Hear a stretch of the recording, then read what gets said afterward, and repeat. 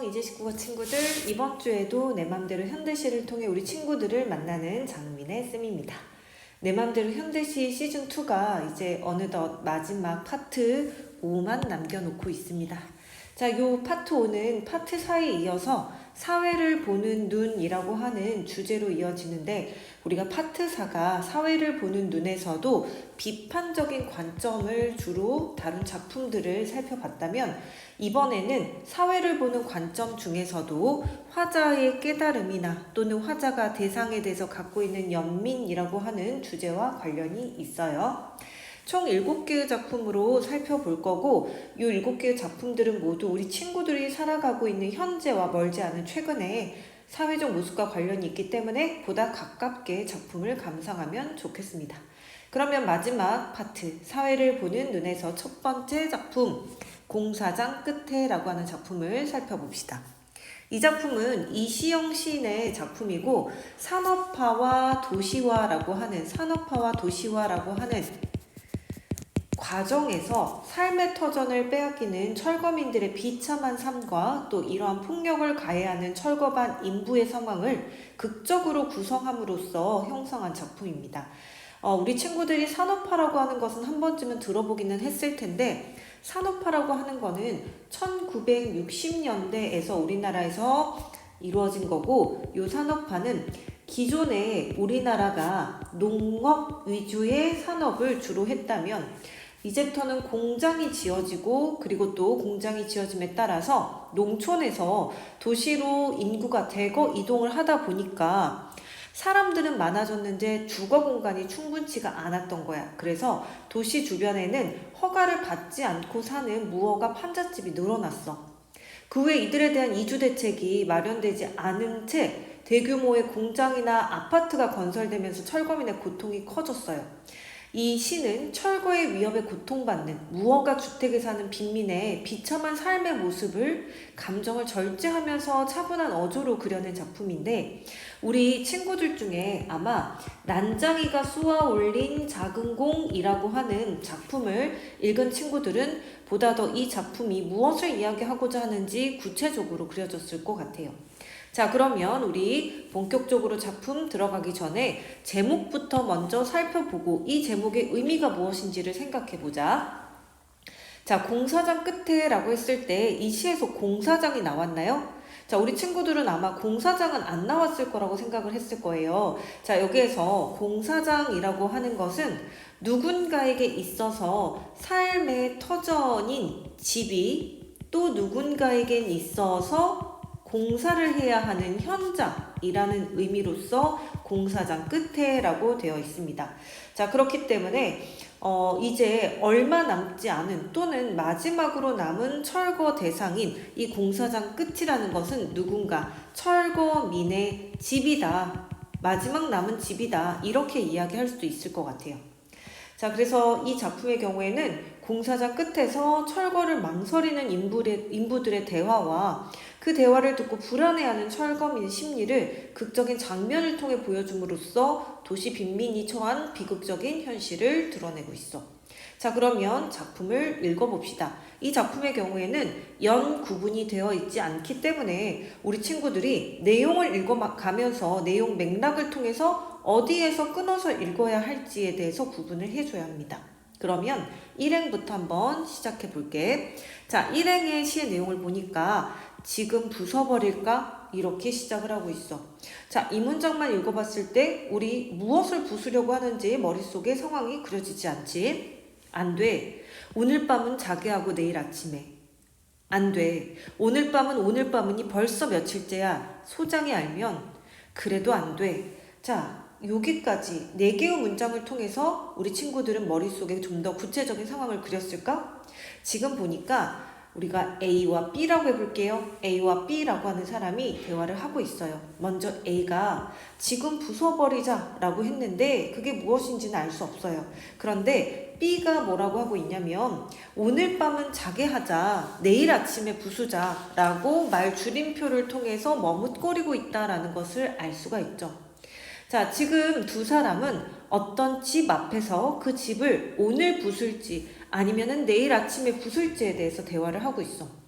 그리고 계속 철거를 미뤄왔기 때문에 오늘 밤은이 벌써 며칠째야 라는, 즉 철거를 계속 미뤄왔기 때문에 이것을 알게 되면은, 누가 소장이라는 사람이 알게 되면 곤란한 상황이다 라는 것을 알 수가 있는 거지.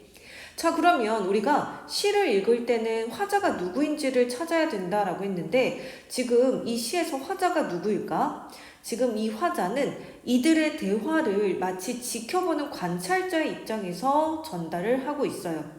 자, 이 시는 여기까지가 바로 철거를 하려고 하는 대상 앞에 서 있는 인부들입니다. 자, 두런두런 인부들 목소리 꿈결처럼 섞여 들려오는 루핑집 안 단칸벽에 기대어 그 여자라고 했습니다. 그러니까 여기까지가 바로 집 밖에서 인부들이 이 집을 철거할지 말지와 관련되어 있는 집 밖에서의 대화라고 할 수가 있는 거죠. 자, 그래서 이 두 사람은 지금 철거를 하려는 이 인부들은 부숴버릴까 하더라도 오늘 밤은 자게 하자라는 것을 통해서 철거민에 대한 연민의 감정을 보여주고 있어요. 그리고 이 철거를 계속해서 미루어오고 있다라는 것을 알 수 있고, 소장이라고 하는 사람은 이들에게 철거를 시키는 사람으로서 바로 현대사회의 비정함을 대표하는 인물이다라고 할 수 있는 거죠. 자, 그러면 여기까지가 집 밖에서의 대화였다면 이제 집 안에 누가 있는지 봅시다. 두런두런 인부들 목소리 꿈결처럼 섞여 들려오는, 자, 여기에서 인부들은 바로 이 집을 철거하려고 하는 가해자인과 동시에 이 철거민에 대한 연민 때문에 철거를 미루고 있는, 그래서 즉 서민들의 고통을 아는 존재들이라고 할 수 있고요. 이 사람들의 지금 대화를 꿈결처럼 섞여서 듣고 있는 그 여자는 바로 철거민입니다. 그리고 이 여자가 사는 집은 바로 루핑집이라고 했는데요. 루핑집을 우리 친구들이 잘 모를 것 같아서 선생님이 여기에다가 이미지를 가져왔습니다. 이 루핑집이라고 하는 건 뭐냐면 바로 쉽게 생각하면 판잣집이라고 생각할 수도 있을 것 같아요.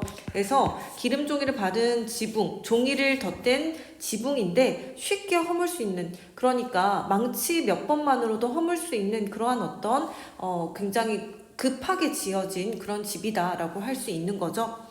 자, 그래서 여기에서 루핑집이라고 하는 것은 이 안에 살고 있는 그 여자의 가난한 현실을 드러냅니다. 자, 그리고 또 이 루핑집은 철거반 인부들의 입장에서는 철거의 대상이고, 철거민의 입장에서는 아무리 곧 무너질 것 같은 집이어도 소중한 삶의 터전입니다. 또 산업화에서, 그러니까 계속해서 발전해가고 있는 이 사회에서 소외된 공간의 의미를 가지고 있다라고도 할 수 있습니다. 자, 그 여자가 어떻게 하나 볼게요.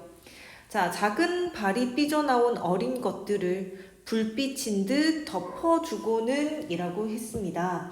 자, 그래서 여기서 보니까 바깥에서는 이 집을 부술지 말지를 고민하는 어떤 인부들의 대화가 들리고 있어요. 그리고 이 집에서 있는 이 여자는 그들의 대화를 들으면서, 꿈결에 들으면서 현실의 고통을 모른 채 잠들어 있는 이 어린 것들, 어린 아이들에게 이 아이들이 불빛인 듯 무엇을 덮어줬다? 발을 덮어줬다라고 했습니다. 그래서 이 어린 것들은 여자가 지금 부양해야 하는 현실의 아픔이라고는 아무것도 모르는 순수한 아이들을 이야기하는 거고, 또 이 아이들의 발이 삐져나왔을 때 이 여자가 불빛인 듯 덮어준다라는 것은 아이들의 발을 밖으로 새어나가면 곤란한 불빛으로 형상화한다라고 볼 수 있는데요. 이게 무슨 얘기냐면 이 집이 이제 마지막 철거의 대상이라고 본다면 사실은 이 안에서 사람이 살고 있다라는 것을 들키면 안 되는 거예요. 왜냐하면 불법으로 이 집에서 살고 있기 때문인 거죠. 그래서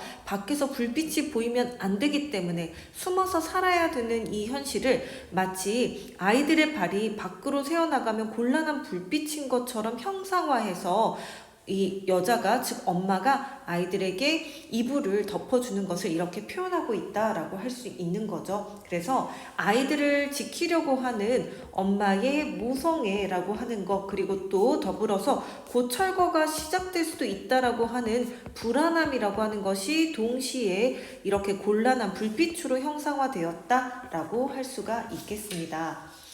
자, 그래서 우리가 일단은 여기까지 살펴봤을 때 일단은 집 밖에서 철거민 인부들의 대화가 들리고 있고, 이 철거반 인부들은 소장의 명령에 따라 집을 부수려고는 하지만 안에 있는 사람들 때문에 이러지도 저러지도 못하는 갈등 상황에 놓여 있습니다. 그렇기 때문에 이들은 가해자이지만 바로 이 안에 있는 사람들의 처지를 배려하는 따뜻한 인간미를 갖춘 사람들로 인식할 수 있다라고 할 수 있는 거죠.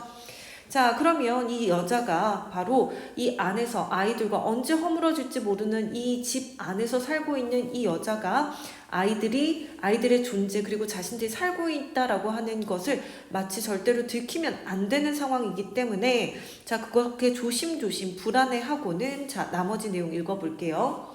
가만히 일어나 앉아 칠흑처럼 깜깜한 밖을 내다본다 라고 했습니다. 자, 여기에서 칠흑처럼 깜깜한 밖이라고 하는 어떤 직유법을 통해서 이 여자가 처해 있는 암담한 현실을 비유했다라고 볼 수가 있는 거죠. 또 현재 직면한 시련 앞에서 아무것도 할 수 없는 이 여인이 암담한 현실을 마치 깜깜한 바깥을 내다볼 뿐이다 라고 표현을 하고 있습니다. 자, 그래서 여기까지의 내용은 인부들의 대화를 들으며 암담함을 느끼는 철거민의 집 안의 상황을 자, 화자인 관찰자가 지켜보고 있다라고 할 수가 있는 거죠. 자, 그러면 이 시의 이제부터 핵심 내용을 한번 정리를 해보도록 할게요. 화자는 공사장, 자, 오타가 있어서 수정하겠습니다. 공사장 인부와 철거민을 관찰하는 사람입니다. 상황은 공사장 끝에 인부들이 망설이는 모습이고요. 태도는 절제되고 차분하고 담담한 이러한 태도를 통해서 이 철거민들이 처해 있는 비극적인 상황을 절제된 언어로 간결하게 표현하고 있습니다. 그리고 또 이러한 담담한 목소리라고 하는 것이 소외된 이들의 삶의 비극성이라는 것을 보다 더 높여준다라고 할 수 있는 거죠. 자, 그래서 시의 주제는 산업화로 삶의 터전을 빼앗기는 도시 빈민의 비극적인 삶이다 할 수 있고요. 우리 친구들이 아마 성북동 비둘기라고 하는 작품을 배운 적이 있었을 텐데 이 성북동 비둘기라는 작품이 산업화로 인해서 삶의 터전을 상실한 비둘기들을 통해서 자연이 파괴되어가는 그런 모습을 비판하고 있다면 이 시의 경우에는 산업화로 인해 삶의 터전을 빼앗긴 도시빈민의 비극적인 삶을 그리고 있다라고 할 수 있습니다. 자, 첫 번째 주제는 특징은 절제된 어조의 사용으로 비극적인 모습을 강조하고 있고 또 공사장이 철거하려고 밖에서 기다리고 있는 인부들의 대화체의 사용으로 곧 철거가 될지도 모르는 이 극적인 긴장감, 현장감이라고 하는 것을 보다 더 높이고 있습니다. 그리고 세 번째는 관찰자 입장에서 화자가 바로 관찰자 입장이죠. 자, 이 관찰자 입장에서 집 안과 집 밖의 장면 전환으로 시상을 전개하고 있다라고 할 수 있습니다. 자, 그래서 이 내용을 한번 마지막으로 더 정리해 본다면 이 시의 경우에는 집 안과 집 밖으로 구분되어 있습니다. 그래서 먼저 집 밖의 경우에 1행부터 4행까지 나타있는 집 밖에서는 바로 이 철거를 하려는 철거반 인부들의 대화를 통해서 드러나고 있고요. 이들의 대화를 통해서 집 밖에서는 철거를 해야 하지만 그것을 머뭇거리는 그래서 철거민에 대한 이들의 연민과 동정이라고 하는 것이 잘 드러나 있었습니다. 그래서 철거 명령을 수행하는 것을 머뭇거리는 그 인부들의 대화에서 의무와 갈등, 의무를 해야 되는 것, 이행해야 되는 것과 그렇지만 이 안에 있는 사람들에 대한 연민 때문에 갈등하는 그런 모습들이 잘 드러나 있었습니다. 자, 그리고 집 안의 경우에는 누가 있었습니까? 바로 철거민 여성이 있었죠. 그래서 이 철거민인 여성은 철거민, 그 여자라고 되어 있고요. 이 여자는 바로 인부들의 대화를 듣고 있습니다. 그래서 곧 철거를 당할 위기에 놓여 있는 상황이고 이 위기에서 불안함과 암담함이 잘 드러나 있다라고 할 수 있었습니다. 자, 그래서 이 시의 경우에는 바로 시의 화자가 집 안과 집 밖의 상황을 관찰자 입장에서 장면 전환을 통해서 시상을 전개하고 있다라는 것이 바로 세 번째 특징이었습니다.